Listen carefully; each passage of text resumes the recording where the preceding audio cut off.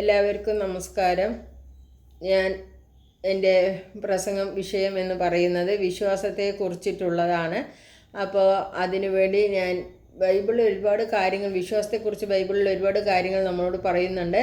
എങ്കിൽ പോലും നമുക്ക് അതിനെക്കുറിച്ച് ആഴമായി അറിയുവാൻ തക്കവണ്ണം ദൈവം നമ്മളെ ഓരോരുത്തരെയും സഹായിക്കട്ടെ. അതിന് ഞാൻ പ്രസംഗം ചെയ്യുന്നതിന് മുമ്പ് നമുക്കൊന്ന് പ്രാർത്ഥിക്കാവുന്നതാണ്.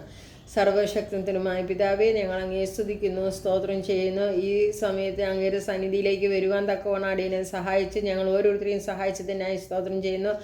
ഈശ്വർത്താവേ, അടിയൻ്റെ വായിലെ വാക്കുകളും ഹൃദയത്തിലെ ദാനം അങ്ങേക്ക്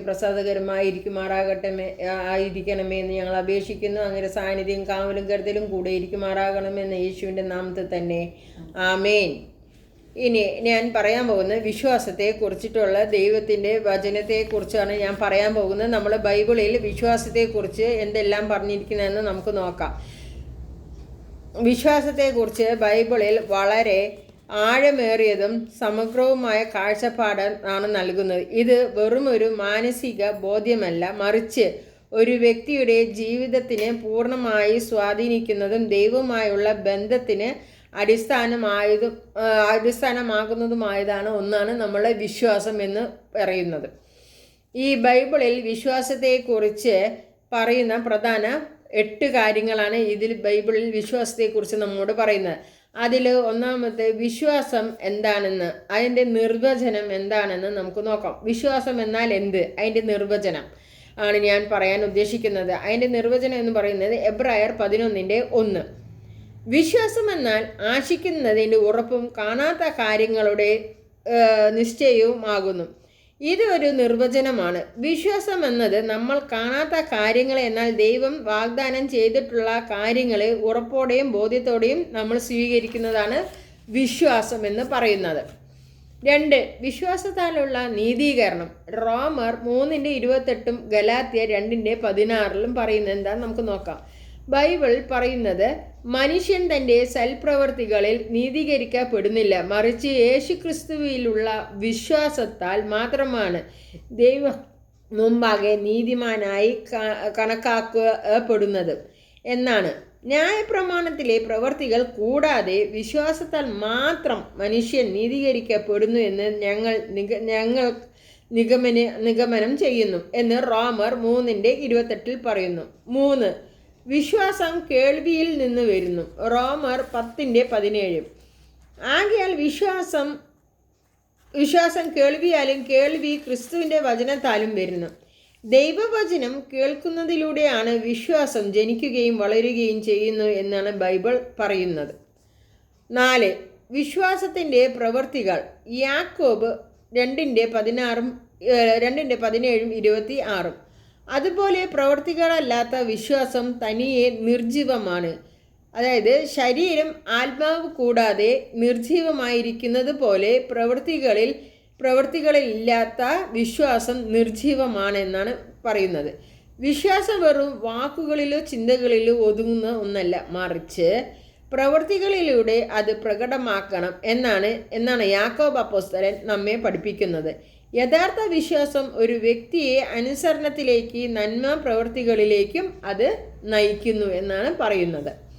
5. വിശ്വാസം കൂടാതെ ദൈവത്തെ പ്രസാദിപ്പിക്കുവാൻ നമുക്ക് കഴിവില്ല എന്നാണ് പറയുന്നത്. അത് പറയുന്നത് എബ്രായർ 11:6.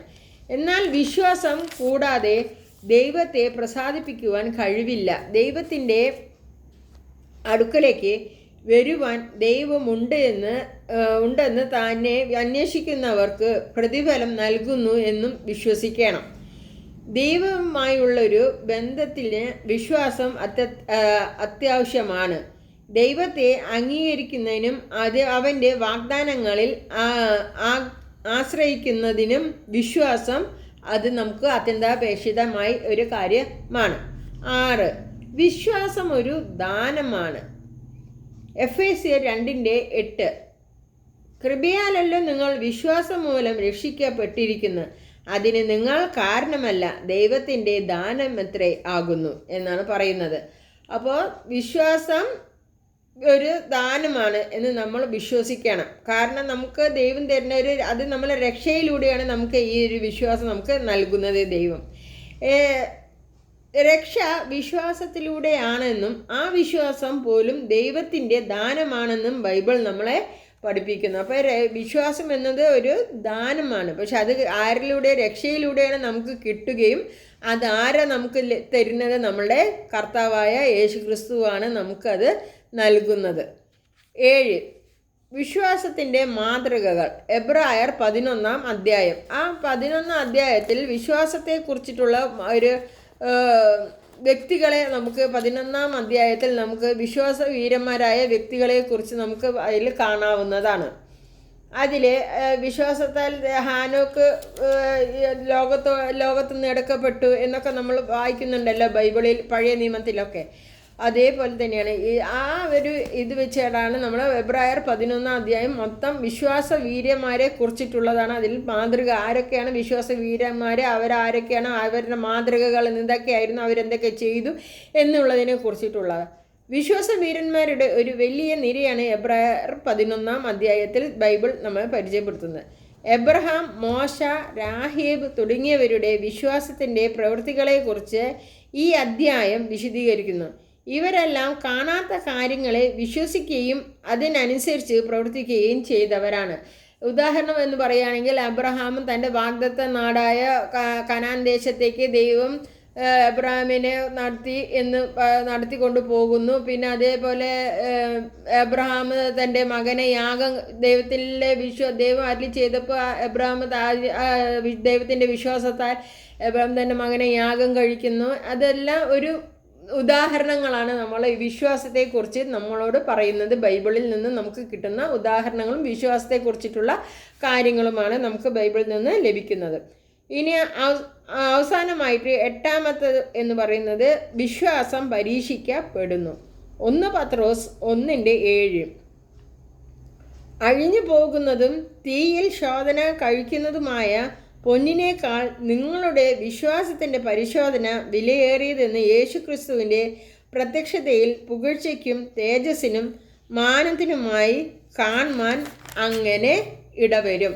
അതായത് നമ്മളിപ്പോൾ അഴിഞ്ഞു പോകുക എന്ന് പറഞ്ഞാൽ നമ്മൾ അഴിഞ്ഞു പോകുന്നതും പൊന്നിനേക്കാൾ, അതായത് പൊന്നൊക്കെ നമ്മൾ ഉരുക്കിയാലൊക്കെ അത് വെള്ളം പോലെ അല്ലെങ്കിൽ ഒരു ദ്രാവകം പോലെയൊക്കെയാണ് നമ്മൾ അത് പൊന്നിനൊക്കെ നമ്മൾ ശോധന ചെയ്യണം. അപ്പോൾ പരിശോധിക്കുന്ന എങ്ങനെയാണ് അത് പ്യുവർ പൊന്നാണോ അല്ല പ്യുവർ ആണോ അല്ലേ എന്നറിയുന്നത് നമ്മൾ അതിനെ ശോധന ചെയ്യുന്നത് എങ്ങനെയാണ്? അത് തീയിലൊക്കെ ഇട്ട് നമ്മൾ അതിനെ ഉരുക്കിയെടുത്ത് അങ്ങനെയാണ് നമ്മൾ ചെയ്യുന്നത്. അപ്പോൾ നമ്മളോടിപ്പോൾ പറയുന്നത് എന്താ? അഴിഞ്ഞു പോകുന്നത് തീയിൽ ശോധന കഴിക്കുന്നതുമായ പൊന്നിനേക്കാൾ നിങ്ങളുടെ വിശ്വാസം. അപ്പോൾ പൊന്നിനേക്കാളും നമുക്ക് ദൈവത്തിൻ്റെ നമ്മളുള്ള വിശ്വാസമാണ് ദൈവം പരിശോധിച്ച് നോക്കുന്നത്. അപ്പോൾ അത് പരിശോധന വിലയേറിയത് എന്ന് യേശു ക്രിസ്തുവിൻ്റെ പ്രത്യക്ഷതയിൽ പുകഴ്ചയ്ക്കും തേജസ്സിനും മാനത്തിനുമായി അത് ഉളവാകുന്നു എന്നാണ് പറയുന്നത്. പിന്നെ ഈ ചുരുക്കി പറഞ്ഞാൽ എല്ലാം കൂടി നമ്മൾ 8 വിഷയങ്ങളെയും കൂടി നമ്മൾ ചുരുക്കി പറയുകയാണെങ്കിൽ, ചുരുക്കത്തിൽ ബൈബിളിൽ വിശ്വാസത്തെ ദൈവവുമായുള്ളൊരു ആഴമേറിയ ബന്ധത്തിൻ്റെ അടിസ്ഥാനമായി കാണുന്നു. അത് വെറും കേട്ടറിവല്ല, മറിച്ച് ദൈവവചനത്തിൽ നിന്ന് വരികയും പ്രവൃത്തികളിലൂടെ പ്രകടമാവുകയും ചെയ്യുന്ന ഒരു ഉറപ്പാണ്. ഇത് ദൈവത്തിൻ്റെ ഒരു ദാനവുമാണ്. ജീവിതത്തിലെ പല പ്രതിസന്ധികൾ നമ്മൾ വരുന്ന സമയത്താണെങ്കിൽ പോലും നമ്മൾ ദൈവത്തെ മുറുകെ പിടിക്കുക, ദൈവത്തിൽ വിശ്വസിച്ച് നമ്മളുടെ ജീവിതം നമ്മൾ ദൈവത്തിൽ സമർപ്പിക്കുക. നമ്മൾ നമ്മുടെ ജീവിതത്തെ മുന്നോട്ട് നയിക്കാനുള്ള എല്ലാ ദൈവകൃപകളും ദൈവം നമുക്ക് തരികയും നമ്മൾ അതിന് നമുക്ക് അസാധ്യമായ എന്ത് സംഗതി ആണെങ്കിലും പോലും അത് ദൈവം നമ്മെ സാധ്യമാക്കി തരുന്നു എന്നുള്ള ഒരു വിശ്വാസം നമുക്ക് നമ്മുടെ ജീവിതത്തിൽ വേണം. എന്തെല്ലാം പ്രതിസന്ധികൾ നമുക്ക് പകരപ്പെട്ടാലും ശരി, നമ്മൾ ദൈവത്തെ മുറുകെ പിടിച്ച് നമ്മൾ ജീവിക്കണം. ഇതാണ് ഇന്നത്തെ എൻ്റെ ചിന്താവിഷയം. ഇത് നിങ്ങൾക്ക് എല്ലാവർക്കും പ്രയോജനമാകുമെന്ന് ഞാൻ വിശ്വസിക്കുന്നു. നമുക്കൊരു നിമിഷം പ്രാർത്ഥിക്കാം, കണ്ണുകളെ അടയ്ക്കാം. കർത്താവായ ക്രിസ്തുവെ, യേശു കർത്താവെ, അങ്ങയുടെ തിരുസന്നിധിയിലേക്ക് ഒരിക്കൽ കൂടി വരുവാനും ഈ ഒരു വിഷയത്തെക്കുറിച്ച് ഞങ്ങൾ വിശ്വാസം എന്ന വിഷയത്തെക്കുറിച്ച് പഠിക്കുവാനും അതിനെക്കുറിച്ച് മനസ്സിലാക്കി തരുവാൻ തക്കവണ്ണം ഞങ്ങളെ സഹായിച്ചതിനായി സ്തോത്രം. അങ്ങയിൽ മുറുകെ പിടിച്ച് ജീവിക്കുവാനും അങ്ങയിൽ വലിയ വിശ്വാസത്താൽ മുറുകെ പിടിച്ച് ജീവിക്കാൻ തക്കവണ്ണം ഞങ്ങൾ ഓരോരുത്തരെയും അങ്ങ് സഹായിക്കുമാറാകണമെന്ന് അപേക്ഷിക്കുന്നു. യേശു കർത്താവെ, ഓരോ വ്യക്തികളെയും അങ്ങ് അവരുടെ പ്രശ്നങ്ങളും പ്രയാസങ്ങളും എല്ലാം അങ്ങനെ തിരുസന്നിധിയിൽ കേൾക്കുന്നുണ്ടല്ലോ യേശു കർത്താവെ. അത് നല്ലൊരു പോം വഴിയായി ഞങ്ങൾ വിശ്വസിക്കുന്ന യേശു കർത്താവെ, അങ്ങ് അതിൽ പ്രവർത്തിക്കും. അങ്ങ് അവിടെ ഞങ്ങളെ സഹായിക്കുമെന്ന് ഞങ്ങൾക്കൊരു ഉറപ്പും ഒരു വിശ്വാസം ഉള്ളതിനാൽ ഞങ്ങൾ അങ്ങയെ സ്തുതിക്കുന്നു, സ്തോത്രം ചെയ്യുന്നു. അങ്ങ് ഞങ്ങളെ സഹായിക്കണമെന്ന് യേശുവിൻ്റെ നാമത്തിൽ തന്നെ. ആമേൻ. എല്ലാവർക്കും ദൈവനാമത്തിൽ മഹത്വം ഉണ്ടാകട്ടെ. സ്തോത്രം. Thank you.